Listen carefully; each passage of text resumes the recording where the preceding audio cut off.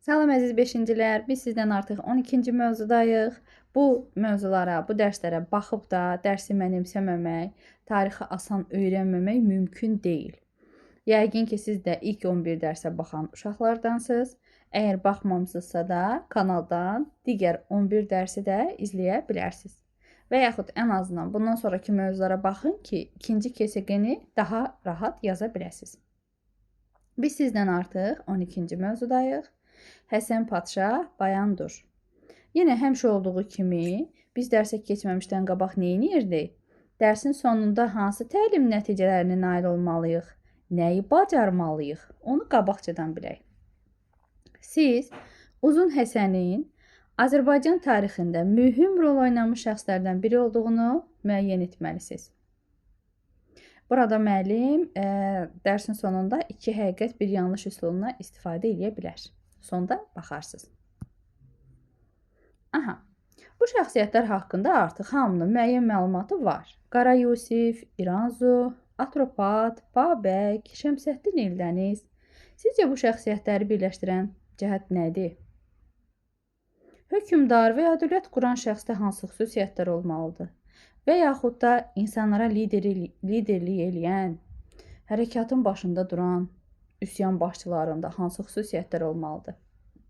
Bu şəxslər hər biri öz xalqı üçün böyük işlər görmüş, cəsarəti ilə, ədaləti ilə digərlərindən fərqlənmiş şəxslərdir. Yəni, tarixdə qala bilmiş, öz sözünü demiş şəxslərdir. Sizin də versiyalarınız varsa yaza bilərsiniz. Biz bu mövzuda hansı sualın cavabını axtaracağıq? Nə üçün Uzun Həsən Azərbaycan tarixində mühüm rol oynamış şəxslərdən biri hesab olunur? Gəlin mövzunu mən sizə izah edeyim, siz də bir-bir öz qeydlərinizi aparın. Daxili çəkişmələr, aparılan uzun müddətli müharibələr Baharlıların başçılıq etdiyi Qaraqoyunlu dövlətini zəiflətmişdi. Tez xatırlayırıq, Qaraqoyunlu dövləti nə vaxt yaranmışdı? 1410. Kim yaratmışdı? Qara Yusif. Amma bu dövlət sonradan müharibələrə, daxili çəkişmələrə görə zəifləmişdi. Bundan Oğuz türklərinin Bayandurlular nəslindən olan Həsən bəy məharətlə istifadə etmişdi. Biz tez yenə müqayisə edirik. Bəs Qaraqoyunlular dövlətini hansı sülalə yaratmışdı? Tez Venn diaqramında, dəftərdə bir qıraqda yazın ki, unutmayasınız. Qaraqoyunlular dövlətini Baharlılar, Ağqoyunlular dövlətini isə Bayandurlular nəsli yaratmışdı. Amma hər ikisi hansı türklərin nümayəndəsidir? Oğuz türklərinin. O, 15-ci yüzilin ikinci yarısında bir sıra döyüşlərdə Baharlıları məğlubiyyətə uğradaraq Təbrizi tutdu və Ağqoyunlu dövlətini yaratdı. Düşünürük, Qara Yusifin özü də hansı şəhəri ələ keçirdəndən sonra dövlət yaratmışdı? Təbriz. Yəni həm Ağqoyunlu, həm Qaraqoyunlunun yarandığı şəhər haradır? Təbriz. Hər ikisi neçənci əsrdə yaranıb? 15-ci əsrdə. Amma Qaraqoyunlular 15-ci əsrin birinci yarısında, Ağqoyunlular isə ikinci yarısında yaranıb. Mən istəyərdim ki, müəlliflər 15-ci əsrin ikinci yarısını yazmaqdansa birbaşa ili yazsınlar. Belə uşaqların yadında həm daha yaxşı qalır, həm də özləri əsri neçənci yarıya aid olduğunu müəyyən edərdilər. Buradan, bu birinci abzasdan mən nələri çıxartdım? Bayandurlular Oğuzlardan idi. 15-ci əsrin ikinci yarısında dövlət yaradıblar. Yaratdıqları dövlətin adı Ağqoyunlu. Yarandıqları yer isə Təbriz şəhəri idi. Təbriz Azərbaycanın taxtı sayılırdı. Orta əsrlərdə belə bir termin var idi. Təbrizə sahib olan Azərbaycana sahib olurdu. Maraqlıdır ki, əvvəlcədən Kiçik Asiyada bəylik quran Baharlılar və Bayandurlular Təbrizə can atmış, yalnız Təbrizə hakim olduqdan sonra böyük dövlətə çevrilə bilmişdilər. Bunun səbəbi bu qədim şəhərin Azərbaycan taxtı adlandırılması idi. Yenə də deyirəm, Təbrizə hakim olan şəxs Azərbaycana sahib olurdu. Həsən bəy kim idi? Tarixçilərin yazdığına görə Həsən hələ uşaq vaxtlarından hündürboy, fiziki cəhətdən güclü olması ilə seçilirdi. Bu, Türk döyüş sənətinin incəliklərinə yiyələnmiş, erkən yaşlarından döyüşlərdə iştirak etmişdi. O hələ 14 yaşında olarkən döyüşlərin birində at üzərində olan rəqibini kürəyindən tutaraq yerə salmışdı. Böyüdükcə isə ayağının yerə dəyməməsi üçün ona hündür atlar seçirdilər. Onun atası Bayandurlular nəslinin idarəçilərindən olan Əli bəy idi. Həsənin anası isə öz dövrünün savadlı və geniş dünya görüşünə malik şəxsiyyətlərindən biri olan Saray Xatun idi. Atasını tez itirən Həsən bəy anasının təsiri ilə gözəl təhsil və tərbiyə almışdı. Ucaboy olduğundan şərq mənbələrdə ona daha çox Uzun Həsən deyirdilər. Demək, onun anası kim oldu? Saray Xatun. Təbrizdə taxta çıxan Həsən Padşah Bayandur dövlətinin gücləndirməsi ilə məşğul olurdu. O, qayda qanun yaratmaq, vergi işlərini nizama salmaq üçün qanunnamə qəbul etmişdi. O, ədalətli vergi islahatı keçirtmişdi. Yerli hakimlər tərəfindən özü başına yığılan qeyri-qanuni vergiləri ləğv etmiş. Bəzi vergilərin isə miqdarını azaltmışdı.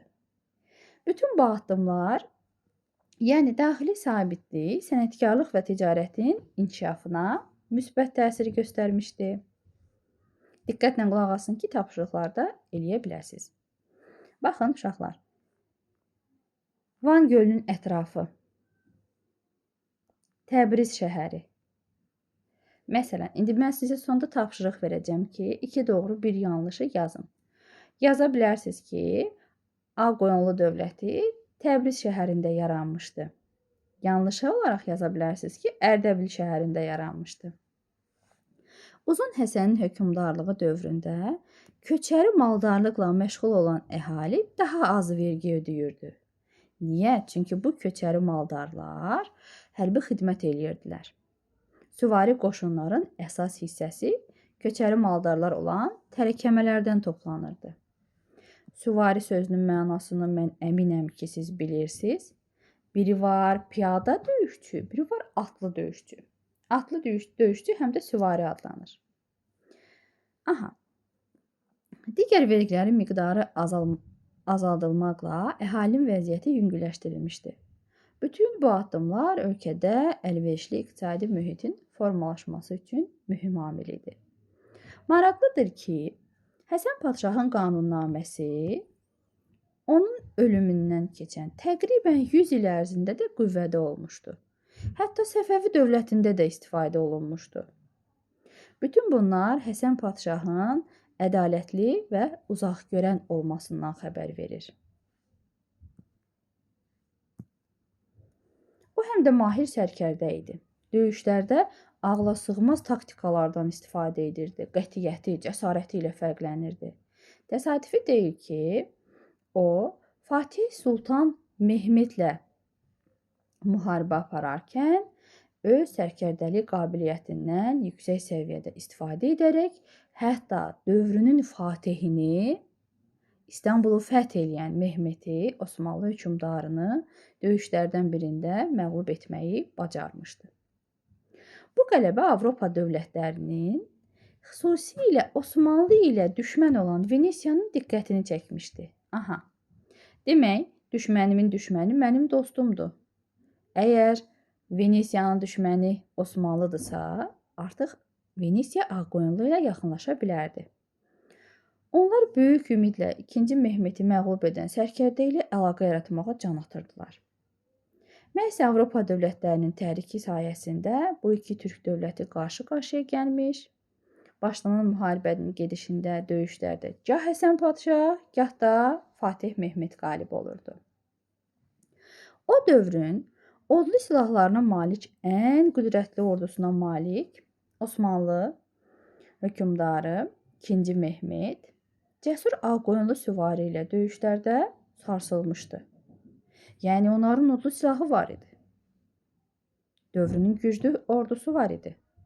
Amma Ağqoyunlu süvariləri ilə atlıları ilə döyüşlərdə o sarsılmışdı. Verdiyi itkilərə görə Ağqoyunlularla müharibəni davam etdirmədi və bir daha Həsən Padşahla döyüşlərə girmədi. Ağqoyunlu ordusu. Həsən Padşah ordu quruculuğuna xüsusi diqqət yetirirdi. Elatlardan toplanmış Ağqoyunlu süvariləri öz dövrünün ən qorxmaz, ən cəsarətli, ən dəliqanlı döyüşçüləri idi. Elatları gəzən orduya çağırıla biləcək döyüşçülərin sayını, onların silahlanmasını, atlarla necə təmin olunmasını və s. dəqiqləşdirən dövlət məmurları var idi. Yəni bu dövlət məmurları kənd bə kənd, şəhər bə şəhər gəzir, onları orduya yazır, onların silahlanması ilə hər bir işlə məşğul olurdu. Məhz bu səbəbdən müharibələr baş verərkən ordu qısa müddət ərzində çevik şəkildə toplanır və döyüş tapşırıqlarını yerinə yetirməyə hazır olurdu. Özləri və atları zirehə bürünmüş Ağqoyunlu süvariləri, ağır qılıncları, əmud və gürzləri, şeşbərləri ilə rəqiblərini dəhşətə salırdılar.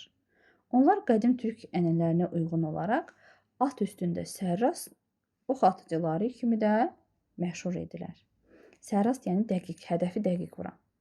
Həsən Padşah Bayandurun ölümündən sonra isə onun varisləri arasında çəkişmələr artdı. Nəticədə dövlət zəiflədi və əvvəlki qüdrətini itirdi. Onu əvəz edən Səfəvilər Ağqoyunlu irsinin davamçıları oldu. Nə öyrəndik biz buradan?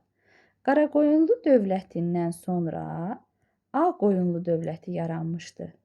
İndi Ağqoyunlu dövlətindən sonra isə hansı dövlət yaranacaq? Səfəvi. Burada varislərin çəkişmələri deyəndə, yəni hakimiyyətə gələcək, hakimiyyətdə olan insanların hakimiyyət davaları nəzərdə tutulur. Elata da bildiniz ki, uşaqlar, onlar köçəri həyat tərzi sürürdülər, maldarlıqla məşğul olurdular və orduda iştirak edirdilər. Burada Eldəniz, Qara Yusif, Həsən Padşah. Eldəniz kim idi? Şəmsəddin Eldəniz dövlət yaratmışdı. Qara Yusif kim idi? Qaraqoyunlu dövlətini yaratmışdı. Həsən Padşah kim idi? O da Ağqoyunlu dövlətini yaratmışdı. Yəni hər üç şəxs yeni dövlətin əsasını qoymuşdu. Bu cədvələ baxaq. Qaraqoyunlu, Ağqoyunlu, Səfəvilər. Və burada Azərbaycan taxtı yazılıb. Azərbaycanın taxtı hansı şəhər idi? Təbriz şəhəri. Yəni hər üç dövlətin yarandığı yer hansı şəhərdir? Təbriz. Müəllim sizə uşaqlar belə qrup işləri verə bilər. Siz ilk 2 xanaya düz məlumatları, 3-cüyə isə yanlış məlumatı yazmalısınız. Məsələn, Uzun Həsən.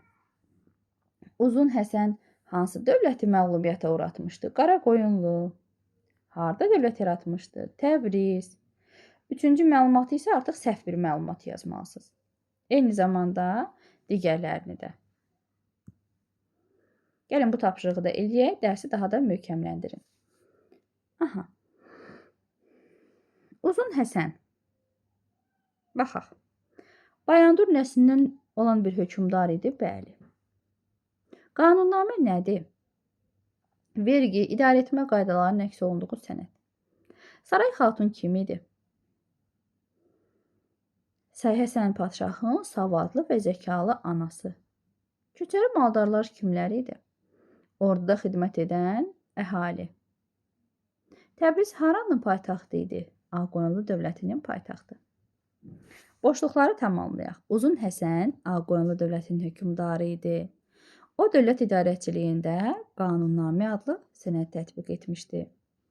Əhalinin bir hissəsi köçəri maldarlıqla məşğul olurdu. Yəni elatlar. Uzun Həsənin dövründə sənətkarlıq, ticarət inkişaf etmişdi. Qanunnamə sonradan hətta Səfəvi dövlətində də tətbiq olunmuşdu. Doğru, yanlış. Uzun Həsən dövlətə aid heç bir yazılı qanun qəbul etməmişdi, bu səhvdir. O qanunnamə hazırlamışdı. Süvari ordu əsasən köçəri maldarlardan ibarət idi, bəli. Saray xatun Həsən bəyin həyat yoldaşı idi, xeyr, anası idi. Qanunnamə Səfəvilər dövründə də istifadə olunub, bəli. Təbriz Ağqoyunlu dövlətinin mərkəzi idi, bəli. Gəlin bu suallarla dərsimizi yekunlaşdıraq. Ağqoyunlular dövləti necə yarandı? Yəqin ki, bu sualın cavabını artıq siz bilirsiniz. Sizcə Həsən Padşah nə üçün vergilərə xüsusi diqqət verirdi? Bunu da artıq bilirsiniz. Hətta belə deyək də, vergi yığan məmurların özbaşınalığına son qoymuş, bəzi ağır vergiləri ləğv etmiş. Süvari döyüşçülərlə piyada döyüşçüləri müqayisə edin. Bunu da biz bilirik. Süvarilər atlı, piyada isə piyada adı üstündə əskərlər nəzərdə tutulur. Mahir sərkərdə olduğunu hardan bilmək olar, bilirsiniz. Bir şəxsiyyət kimi biz Uzun Həsəni necə qiymətləndirdik? Elə tədqiqat sualındakı əsas məsələ. Sizcə Uzun Həsən Azərbaycan tarixində mühüm rol oynayıb? Əgər oynayıbsa, nəyə görə belə düşünürsünüz? Müəllim belə bir tapşırıq da verə bilər ki, Həsən Padşahın dövlətçilik fəaliyyətini qruplaşdırıb cədvəl hazırlayın. Məsələn, ordu ilə bağlı hansı işləri görüb, dövlətin idarə olunması ilə bağlı hansı işləri görüb. Burada da şagird özünü qiymətləndirməlidir. Əməkdaşlıq zamanı əla, yoldaşlarıma kömək etdimmi, tutaq ki, kafi, dinləmək bacarığım ən önəmli olan məsələ və s. Evi isə uşaqlar Bayandurlu və Baharlı dövlətlərinin müqayisəsini verir. Yenə də deyirəm, hər ikisi neçənci əsrdə yaranıb? Oxşar cəhət. 15. Hər ikisi hansı şəhəri tutaraq dövlət yaradıb? Təbriz. Hər ikisi hansı türklərin nümayəndəsi idi? Oğuz və s. Ümid edirəm ki, dərsi tam mənimsəyə bildiniz. Yenə də sizdən həmən o xahişimi eləyim ki, kanala abunə olun, dəstək olun. Eyni zamanda siz bu mövzunun gündəlik 20 testini də platformadan işləyib özünüzü yoxlaya bilərsiniz. Nəsə sualınız varsa ünvanlaya bilər, rəylərdə qeyd edə bilərsiniz.